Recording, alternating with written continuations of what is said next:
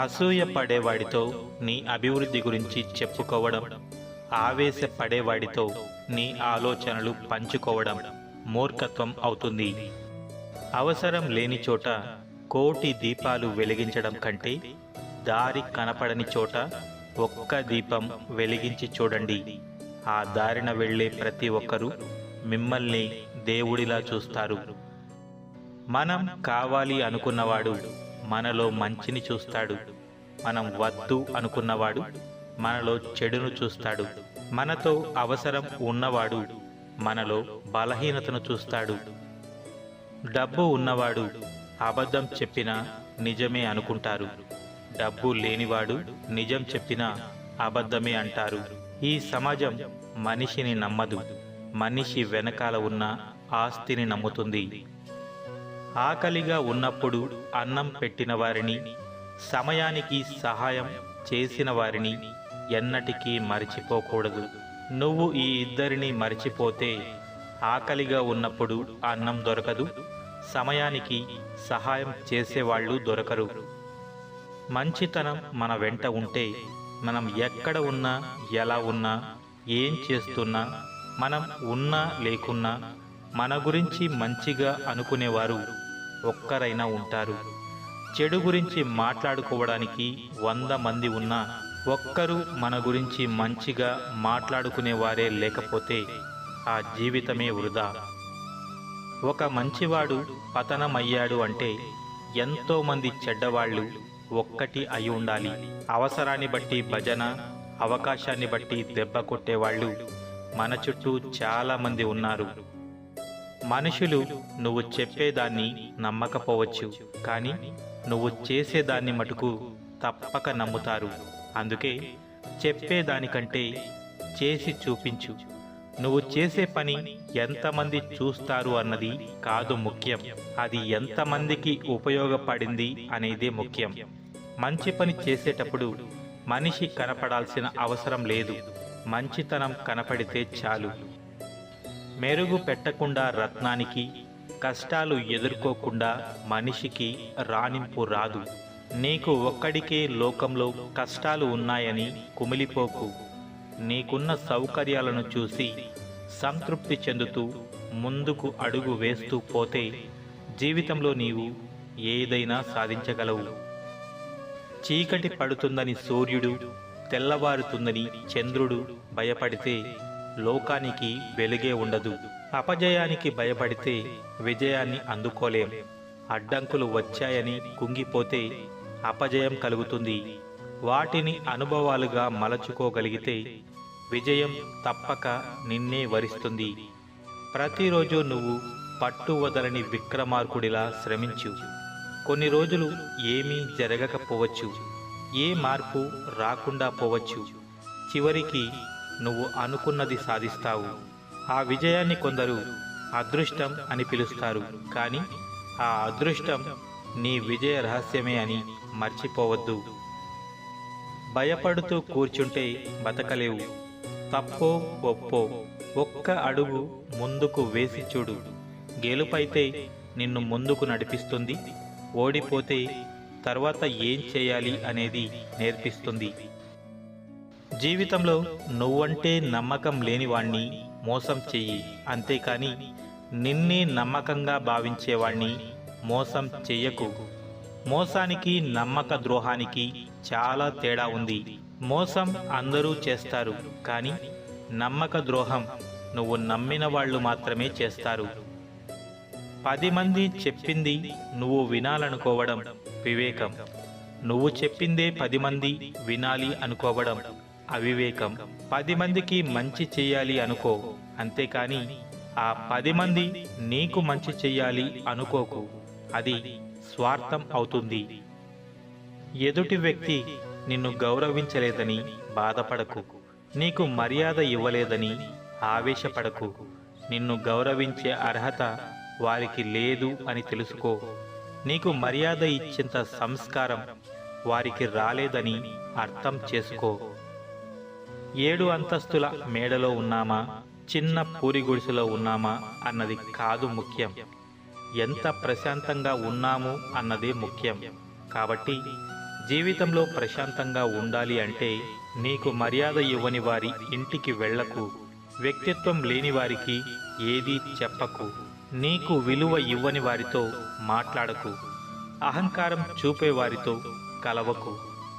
సంపదలు కోల్పోతే తిరిగి సంపాదించుకోవచ్చు, కానీ ఆత్మవిశ్వాసం, ధైర్యం కోల్పోతే మాత్రం తిరిగి సంపాదించుకోలేము.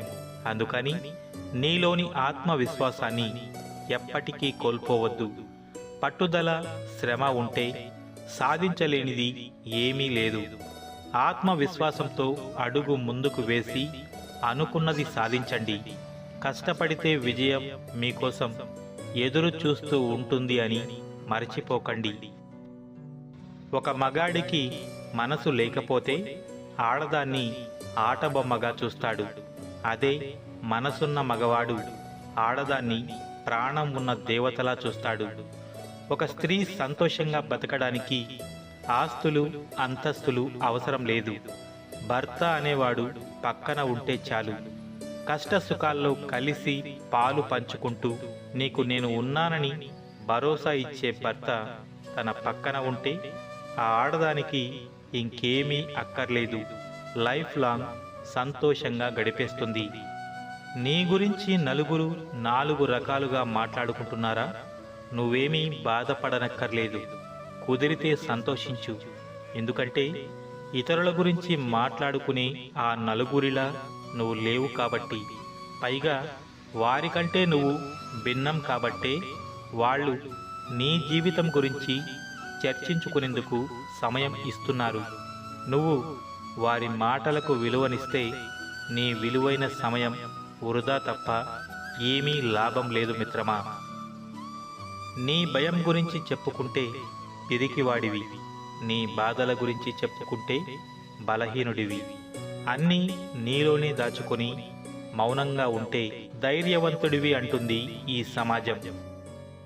జీవితం ఆశతో కాదు, కసితో, కోపంతో బతకాలి. ఇక్కడ బతకాలంటే యుద్ధం చేయాలి, పోరాడాలి. భయపడినా, బాధపడినా మన జీవితం మనల్ని ఈ ప్రపంచం నుంచి దూరంగా విసిరి పారేస్తుంది.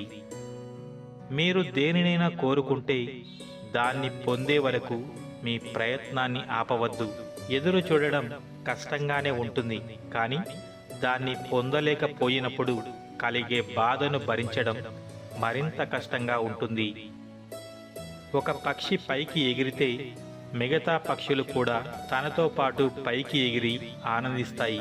కానీ మనుషులు మాత్రం ఒక వ్యక్తి పైకి ఎదుగుతుంటే వారిని తొక్కి ఆనందిస్తారు. విధి అన్ని తలుపులు మూసి ఉంచిన ప్రయత్నం ఒక్క కిటికీ అయినా తెరుస్తుంది. అందుకే ఎప్పటికీ ప్రయత్నం మానుకోరాదు. అదే నిన్ను గెలిపిస్తుంది. నలుగురికి నచ్చే నువ్వు మరో నలుగురికి నచ్చాలని లేదు. 10 మంది మెచ్చుకునే నిన్ను మరో 10 మంది తిట్టుకోవచ్చు. ఎందుకంటే నీ వ్యక్తిత్వం నీది, ఎదుటివారి ఆలోచన నీది కాదు. అందుకే ఎప్పుడూ ఒకరి మెప్పు కోసమో గొప్ప కోసమో కాదు, నీకోసం నువ్వు నిజమైన వ్యక్తిత్వంతో జీవించు. ఆకాశం వంక చూస్తే జాబిల్లి కదులుతూ కనిపిస్తుంది, కానీ నిజమేమిటంటే కదిలేవి మేఘాలు. అలాగే జీవితంలో కొందరు మనతో మంచిగా ఉంటారు, కానీ నిజమేమిటంటే మన ముందు నటిస్తారు అంతే. ఉన్నది ఉన్నట్టు చెప్పే వాళ్ళను దూరం చేసుకుంటాం, లేనిది ఉన్నట్టుగా చెప్పే వాళ్ళను తేలికగా నమ్మేస్తాం. మనం నిజం తెలుసుకునేలోపు నిజాయితీగా ప్రేమించిన వాళ్ళను దూరం చేసుకుంటాం. విద్య నేర్చుకున్నాక గురువును మర్చిపోకు, ధనం వచ్చాక మిత్రులను మర్చిపోకు, భార్య వచ్చాక కన్నవారిని మర్చిపోకు, గౌరవం వచ్చాక గతం మర్చిపోకు. అలాగే అవసరం తీరిపోయాక సహాయం చేసిన వారిని మర్చిపోకు. నువ్వు నమ్మిన పనిని నిజాయితీగా చేసుకుంటూ పోతే ఏదో ఒకరోజు నువ్వు కోరుకున్న స్థాయిలో నీ కష్టమే నిన్ను ఒక రాజులా నిలబెడుతుంది. నీ ఓపిక, నీ సహనమే దానికి పెట్టుబడి. నీ జీవితంలో నువ్వు నమ్మిన వాళ్ళని ఎప్పుడూ మోసం చేయాలని చూడకు. ఎందుకంటే నమ్మకం ప్రాణం లాంటిది. ఒక్కసారి పోతే మళ్ళీ తిరిగి రాదు. ఓడిపోతే గెలవడం నేర్చుకోవాలి. మోసపోతే జాగ్రత్తగా ఉండడం నేర్చుకోవాలి. చెడిపోతే ఎలా బాగుపడాలో నేర్చుకోవాలి. గెలుపును ఎలా పట్టుకోవాలో తెలిసిన వాడికంటే ఓటమిని ఎలా తట్టుకోవాలో తెలిసిన వాడే గొప్ప. ఏ బంధమైనా కోపంలో దూరమైతే మళ్ళీ దగ్గరయ్యే అవకాశం ఉంటుంది. అలా కాకుండా మనసు విరిగి బాధతో దూరమైతే మళ్ళీ దగ్గరవడం చాలా కష్టం. అందుకే దగ్గరగా ఉన్నప్పుడే దూరం కాకుండా జాగ్రత్తగా కాపాడుకోవాలి. ఏ బంధం అయినా అద్దంలా ఉండాలి, లేకపోతే నీడలా ఉండాలి. ఎందుకంటే అద్దం అబద్ధం చెప్పదు, నీడ మనల్ని వదిలి వెళ్ళిపోదు. ఒకరిని అపార్థం చేసుకోవడంలో ఉన్నంత శ్రద్ధ అర్థం చేసుకోవడంలో ఉంటే బంధాలు ఎప్పటికీ దూరం కావు. మిమ్మల్ని ప్రేమించే వారి మనసును ఎప్పుడూ గాయపరచకండి. ఎందుకంటే వారు మిమ్మల్ని ఏమీ అనలేరు. మౌనంగానే మీ జీవితం నుంచి వెళ్ళిపోతారు.